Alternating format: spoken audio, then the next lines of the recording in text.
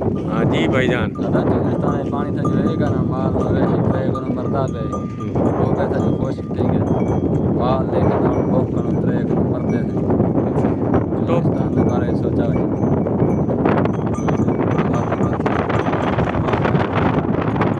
دوستو یہ چولستانی جانور آ رہے اور یہ کہتے ہیں بڑی چولستان میں جو ہے پانی نہیں ہے، ٹوبے تالاب جو ہے خشک ہو گئے ہیں، وہ جو سٹور پانی کیا جاتا ہے ٹانکوں میں وہ بھی نہیں ہے، اور یہ جانور بیچارے بے زبان جو ہیں یہ پیاس سے بہت بڑا سفر کرتے ہیں۔ جب تھک ہار کر آتے ہیں ٹوبے پہ تو ٹوبے پہ بھی پانی نہیں ہوتا، تو کئی علاقوں میں سنا ہے کہ وہ پانی دے رہے ہیں لیکن زیادہ تر علاقوں میں پانی نہیں ہے۔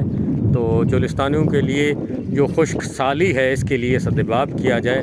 یہ ہر سال اسی طرح ہوتا ہے، جو مونسون کی بارشیں نہیں ہوتی تو چولستان میں خشک سالی سے یہ جانور بیچارے جو ہے پانی کی پیاس سے کافی جو ہے مر جاتے ہیں۔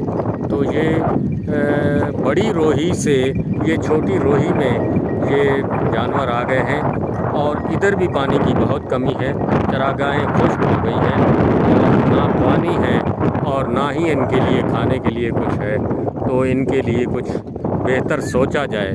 جی دوست، روہی کا حال سنائیں۔